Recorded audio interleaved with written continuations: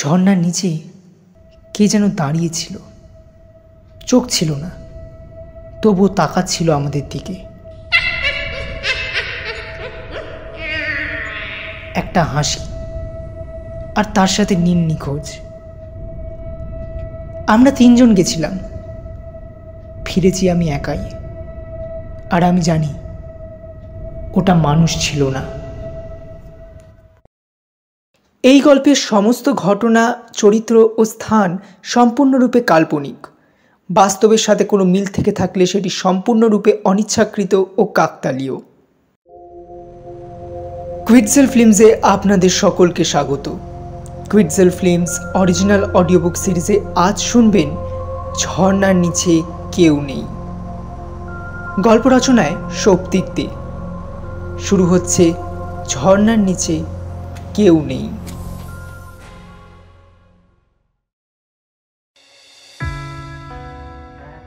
মে মাসের কলকাতা শহর, দুপুর হতেই চাঁদি ফাটা রোদ। এদিকে অফিসের এসিটাও খারাপ হয়ে বসে আছে প্রায় বহুদিন হলো। তারপর ফেরার সময় রাস্তায় জ্যাম, ট্রাফিকের আওয়াজ, মানুষের চেঁচামেচি সব মিলে একদম নাস্তানাবুদ পরিবেশ। আমি অর্ক, একটা ছোট সেলস কোম্পানির রিজিনাল ম্যানেজার। বাড়ি উত্তর কলকাতার বেনিয়াটলা লেন, আর অফিস সেই এক্সট্রিম সাউথ কলকাতার কসবায়। আমি ঘুরতে ভালোবাসি, পাহাড় আর জঙ্গল দুটোই আমার পছন্দের। কিন্তু এই চাকরি জীবনের ব্যস্ততায় আর সেরম যাওয়া হয়ে উঠছিল না কোথাও। গত মাসে হঠাৎ একদিন সায়নের ফোন। হাফ বার্ন, তুই বল, হঠাৎ এতদিন পর। সায়ন আমার কলেজ লাইফের বন্ধু। আমি, সায়ন আর নীল তিনজনেই ভ্রমণ পিপাসু। কলেজ লাইফে সুযোগ পেলেই বেরিয়ে পড়তাম এদিক ওদিক।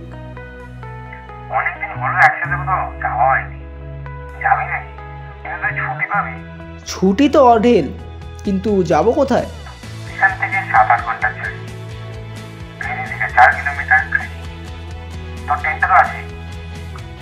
হ্যাঁ একদম। তা কবে বেরোচ্ছি? বেশ। অ্যান্ড হোয়াট অ্যাবাউট নীল?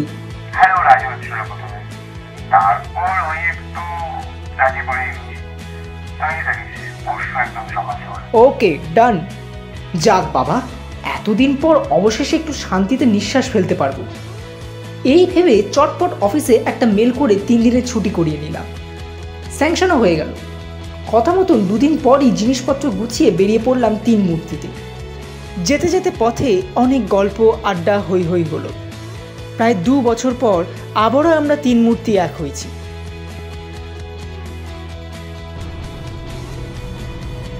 গাড়ি নিয়ে বর্ধমান, দুর্গাপুর, ধানবাদ আর গিরিডি পেরিয়ে প্রায় 6 ঘন্টা পর আমরা ঢুকেছিলাম জঙ্গলের গায়ে লাগোয়া একটা কাঁচা পথে।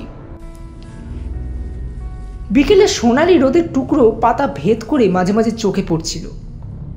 রাস্তা ছিল সরু, মাঝে মাঝে এমনভাবে বাঁক নিচ্ছিল যেন জেনে বুঝে কেউ ভুল পথে চালিয়ে দেবে। ডান দিকে বাঁশঝাড়, বাঁ দিকে শুকনো জলা, চারিদিকে ঝিঝির ডাক আর তার সাথে পাখি। নীল বলে উঠল, হ্যাঁ রে, এই জিপিএস তো অফ হয়ে গেল। আমরা ঠিক দিকে যাচ্ছি তো? মনে তো হচ্ছে। আর কোনো কথা বললাম না, চুপচাপ চলছিলাম। গাড়ির চাকার ঘর ঘরে আওয়াজ আর বাতাসের গায়ে শোঁ শোঁ শব্দ ছাড়া আর কিছুই শোনা যাচ্ছে না। যেতে যেতে হঠাৎ পেছনে একটা গাছের ডাল ভেঙে পড়ল, কিন্তু আমরা থামলাম না। সন্ধে নামছে, ঝিঝির ডাক বাড়ছে, রাস্তাটা আরও ফাঁকা হচ্ছে।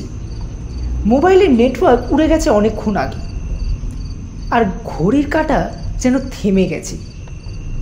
তবুও চলছি, যেন কোথাও পৌঁছতে হবে, কিন্তু কোথায় সেটা জানি না।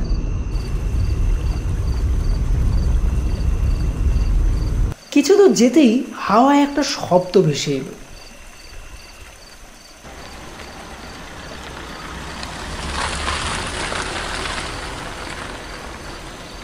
গাড়ি থামালাম, তিনজনেই নামলাম গাড়ি থেকে। ভালো করে শুনে বুঝলাম ঝর্ণার আওয়াজ। আনন্দে মনটা আত্মহারা হয়ে গেল। যাক বাবা, অবশেষে ঠিক গন্তব্যে পৌঁছেছি। যাক, তবে আজকে আর এগিয়ে লাভ নেই। সামনের জায়গাটায় ক্যাম্প লাগাই। পাহাড়ি এলাকায় ঝপ করে সন্ধে নেমে যায়। সন্ধে বলা ভুল, বলা যায় রাত নেমে যায়। সাইডের একটা ফাঁকা জায়গায় গাড়িটা সাইড করে টেন্ট খাটালাম। আশেপাশে কোনো কিছুই নেই, না বাড়িঘর, না আলো, না কোনো মানুষজন। ঘুটঘুটে অন্ধকার। কোনোভাবে টর্চ লাইট জ্বেলে টেন্টটা খাটিয়ে নিলাম। ওয়েদারটা হঠাৎ করেই কিরম যেন ঠান্ডা হয়ে গেছে। মাঝে মাঝে দমকা হাওয়া আসছে। হাওয়ার শোঁ শোঁ শব্দ শুনে মাঝে মাঝে গাটা ছমছম করছিল। কিছু কাঠ সংগ্রহ করে আগুন জ্বেলে বসলাম।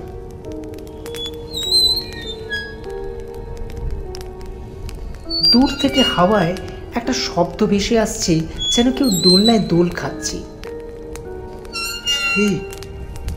শুনছিস? আরে হাওয়ায় এরম শব্দ আসে। পরিবেশটা এমনই যে আকাশের চাঁদ আর তারা কিছুই দেখা যাচ্ছে না।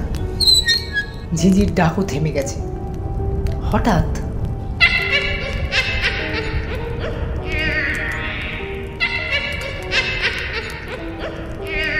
একটা হাসিতে গা শিউরে উঠল, যদিও হাসিটা আসছিল অনেক দূর থেকে। শুনলি? শুনলাম। ভাই, আমার মনে হয় কালকে আমাদের ফিরে যাওয়া উচিত। না ভাই, এতটা যখন এসেই পড়েছি তখন আর ফিরে লাভ নেই।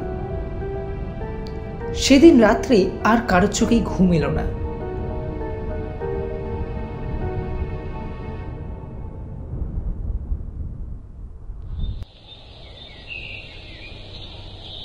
পরের দিন সকালে পরিবেশটা একটু ঠিক হলো।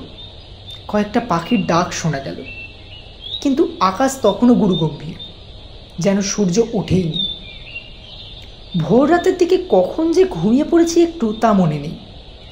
তিনজনেই টেন্ট গুটিয়ে সব কিছু গুছিয়ে নিয়ে হাঁটা শুরু করলাম ঝর্ণার আওয়াজ ধরে।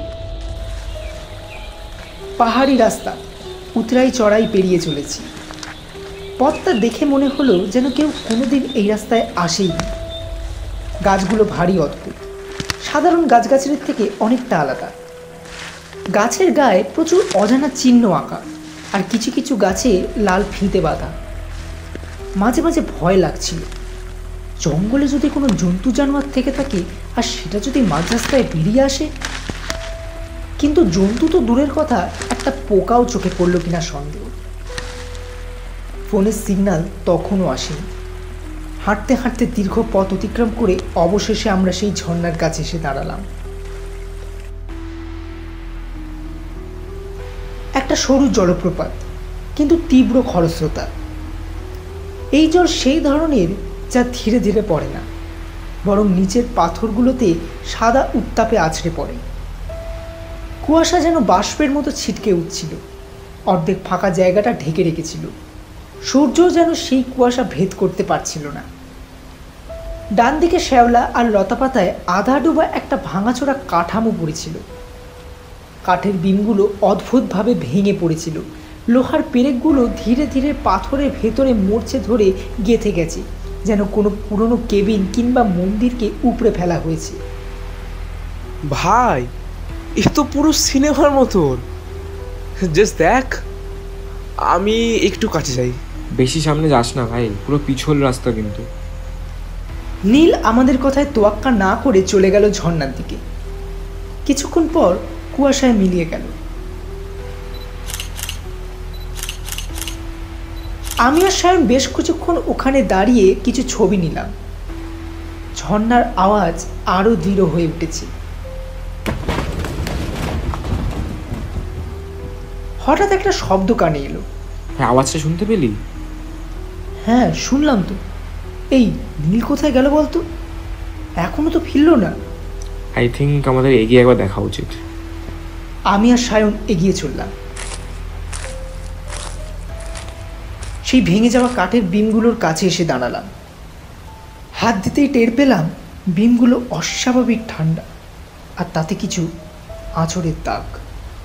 কোনো জন্তু বা জানোয়ার নয়, বরং কোনো মানুষের মুখের দাগ। যেন ক্রমাগত সেটাকে আঁচড়ে গেছে। একটা কণ্ঠস্বর ভেসে এলো ঝর্ণার আওয়াজের সাথে সাথে। অনেক দূর থেকে। কিন্তু আপনি এখানে কি করছেন?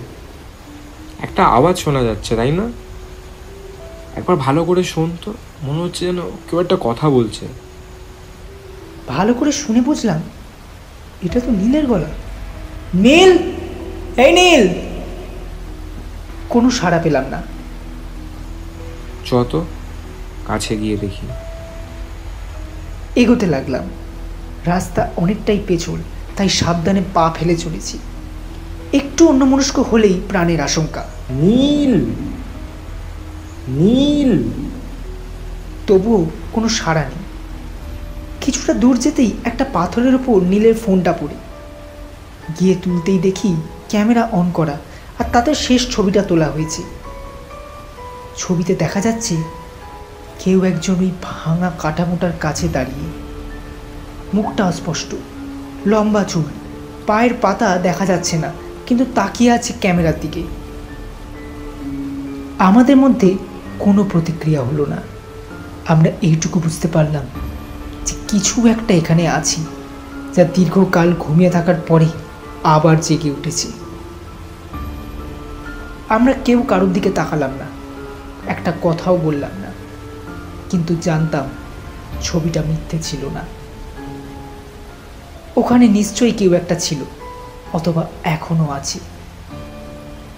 আমরা চুপচাপ আস্তে আস্তে ওপরে উঠতে লাগলাম আর হাঁটা লাগালাম আমাদের গাড়ির দিকে।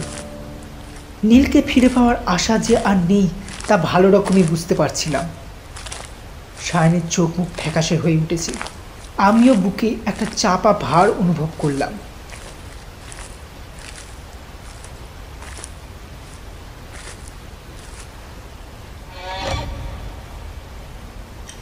কিন্তু কিছু দূর যেতেই আবিষ্কার করলাম যে পথটা ধরে এসেছিলাম আমরা, সে পথটা বদলে গেছে।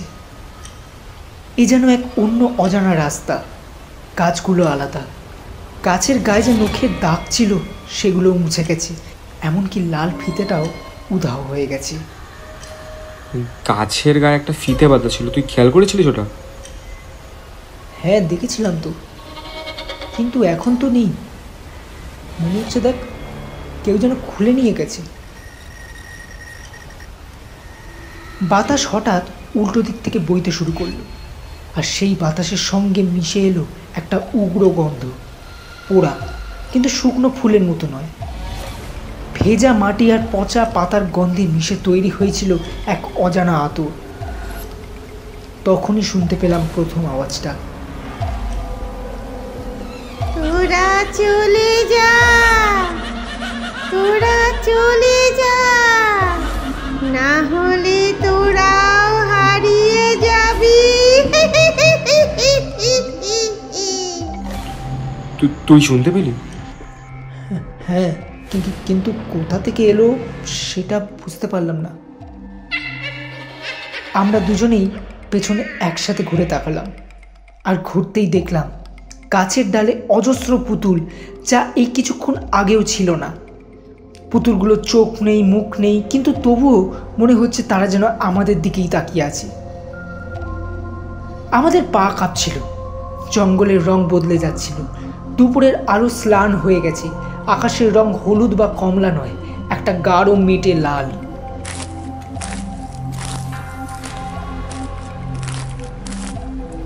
আমরা পেছনে না তাকিয়েই হেঁটে চলেছি, কিন্তু বুঝতে পারছিলাম আমরা অন্য কারো এলাকা দিয়ে চলেছি। এই জায়গার নিজস্ব নিয়ম আছে, আর আমরা হলাম এখন তার অতিথি। আমরা এগোতে থাকলাম, পাহাড় বেয়ে ওপরে, কাটা ঝোপ পেরিয়ে, পেছল পাথরের ওপর দিয়ে। হঠাৎ পেছন থেকে শোনা গেল জলের শব্দ, কিন্তু সেটা ঝর্ণার নয়, বরং একটা ভিন্ন আওয়াজ।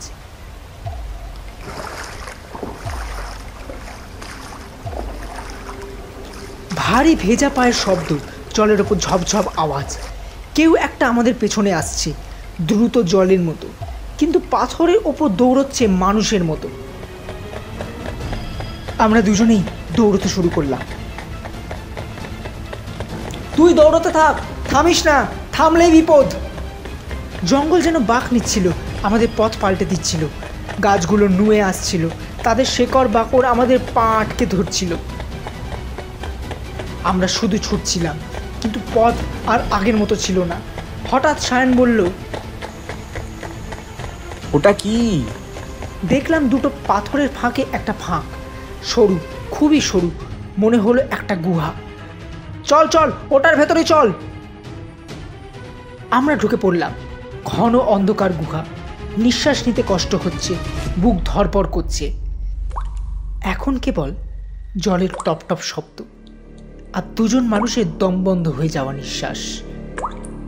কিছুক্ষণের জন্য শান্তি অনুভব করলাম, কিন্তু আবার বাইরে জলের ওপর পায়ের শব্দ শুনতে পেলাম।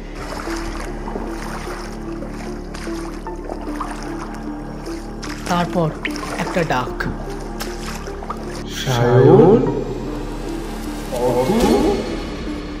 কোথায় গেলি তোরা? কণ্ঠস্বর মাঝে মাঝে ফেটে যাচ্ছে, যেন জলের নিচে চাপা পড়ে যাওয়া গলার মতো। আমি সাড়া দিতে যাব, অমনি সায়ন বলল, সারা দিস না, ও কিন্তু নীল নয়।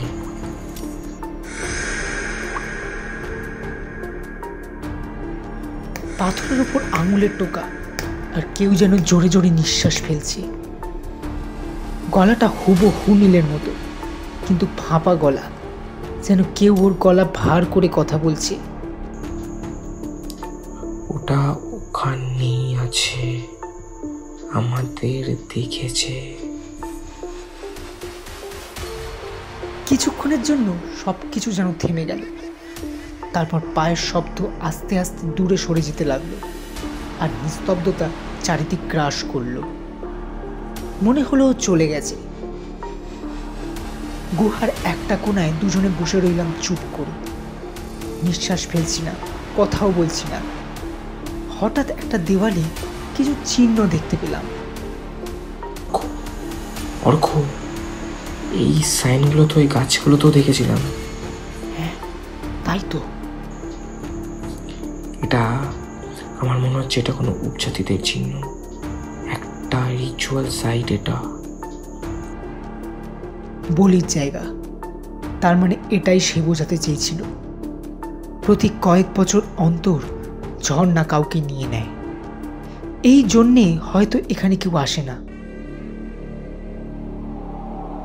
গুহার বাইরে হাওয়া কাঁপছে, দূরে কোথাও ধীরে ধীরে ঘষা ঘষার শব্দ। তারপর ভারী নিঃশ্বাস, যেন ভেজা ফুসফুস দিয়ে কেউ হাঁপাচ্ছে। গুহার ভেতর দিয়ে একটা ঠান্ডা হাওয়া বয়ে গেল। আবার আমরা কথা বন্ধ করে দিলাম। তখন গুহার প্রবেশ পথে হালকা পায়ের শব্দ, আর তারপরই একজোড়া পায়ের ছায়া এসে পড়ে আমাদের সামনে। তখনই গুহার প্রবেশ পথে হালকা পায়ের শব্দ, আর তারপরই একজোড়া পায়ের ছায়া এসে পড়ে আমাদের সামনে। আমরা তাকিয়ে রইলাম গুহার মুখপানে। দেখলাম তার মুখ নেই, কিন্তু চেহারা স্পষ্ট। চুলগুলো সামনে ঝুলেছিল মাটি পর্যন্ত, হাঁটু মুড়ে ঝুঁকে বসেছিল আমাদের দিকে, কিন্তু হাড়ের গড়ন মানুষের না, চামড়া পাথরের মতো শক্ত, কোনো নড়াচড়া নেই। শুধু এক হাত গুহার পাথরের গায়ে রেখে ধীরে ধীরে আঁচড় কাটছে, আর প্রতিটি আঁচড় যেন একটা শব্দ করছে।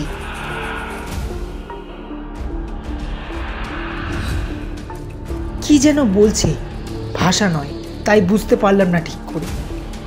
প্রথমে মনে হলো এটা নীল, কিন্তু না, পরে উপলব্ধি করলাম ওটা নীল নয়, একটা ডাইনি। ও আমাদের ভয় পাচ্ছিল না, কারণ ও নিজেই ভয়, আর এখন আমাদের নিতে এসছে চিরতরে। হঠাৎ সেই বিকৃত হাসি,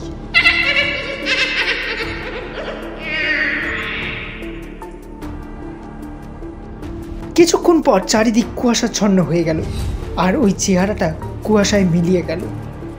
দূরে বজ্রপাতের মতো শব্দ ভেসে আসছে, আবার ঝর্ণার আওয়াজ কানে ভেসে এলো। সায়ন, এটাই সুযোগ, আমি বললেই ছুটবি, কোনো দিকে তাকাবি না, শুধু ছুটে যাবি, বুঝলি? কিন্তু বাইরে যদি? বাইরে যাই থাক না কেন, আমাদের এখন পালাতেই হবে। ওকে, 1 2 3, দৌড়ো! আমরা তীব্র গতিতে দৌড়তে লাগলাম, জলের ওপর ছপ ছপ শব্দ করে। পেছল রাস্তায় পা পিছলে যাচ্ছে, কাঁটা ঝোপে হাত পা কেটে যাচ্ছে, তবুও আমরা দৌড় থামালাম না। এক নিঃশ্বাসে শুধু ছুটছি। জঙ্গল যেন আমাদের ছাড়তেই চাইছিল না, গাছগুলো যেন হাত বাড়িয়ে ধরছে, মাটি যেন চুষে নিচ্ছে পা। আলো আধারের মধ্যে সবুজ রংটাও যেন ধূসর হয়ে উঠেছে। ওই দেখ, সামনে একটা আলো দেখা যাচ্ছে, ওদিকেই চল। তারপরে আবার পেছনে সেই হাসি।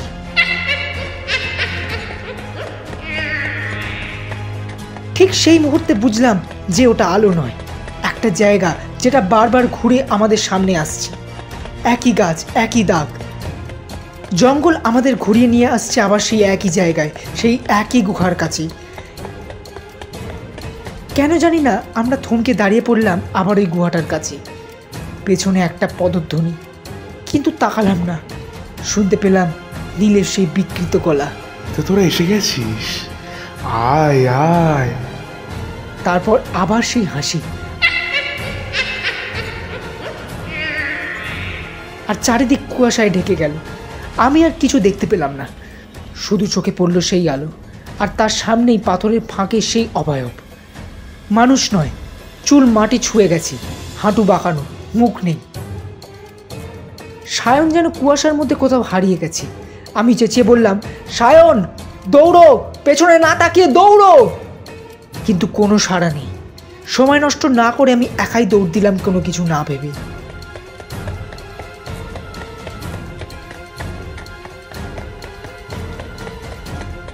দৌড়েই গেলাম, যতক্ষণ না হাওয়া বদলায়, গন্ধ বদলায়, আর আলো গায়ে এসে পড়ে। হঠাৎ ছুটতে ছুটতে একটা পাথরে ধাক্কা খেয়ে পড়ে গেলাম। তাকিয়ে দেখলাম ঘাস আর পাথরে জমে। বিকেলে সূর্যের আলো গায়ে এসে পড়ল। আমি পড়েই রইলাম। পেছনে তাকিয়ে দেখলাম জঙ্গল ছেড়ে অনেক দূর চলে এসেছি, কিন্তু আমি একা। প্রথমে নীল, আর তারপর সায়ন। চিৎকার ছিল, দৌড় ছিল, নিঃশ্বাস ছিল, কিন্তু এখন কিছুই নেই। আমি আর ডাকলাম না, কারণ আমি জানি ঝর্ণা আর সেই ডাইনি যা চেয়েছিল তাই পেয়েছি। তারপর চোখ ভারী হয়ে এলো, আর বন্ধ হয়ে গেল।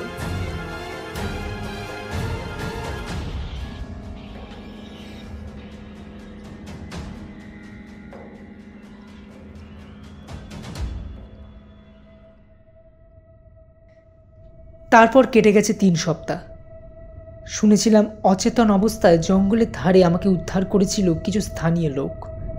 আমার শরীরে কাটাছেঁড়া দাগ, হাত পা মুখ দিয়ে রক্তক্ষয় হচ্ছিল খুব। চিকিৎসা শেষে আমি এখন সুস্থ হয়ে বাড়ি ফিরেছি, একা। সায়ন আর নীলকে খুঁজে পাওয়া যায়নি। থানায় মিসিং ডায়েরি লেখা হলেও পুলিশ বা স্থানীয় লোকেরা ওই এলাকা ভয়তে মারায় না। রাতে ঘুমোতে গেলেই আমি এখনো দেখি সেই গাছ, সেই ঝর্ণা, আর সেই চেহারাটা। আমি জানি ঝর্ণাটা এখনো ডাকছে, আর আমি এটাও জানি যে যদি ভুল করে সেখানে কেউ পা রাখে, ডাইনিটা আবার খুঁজে নেবে তার বলি।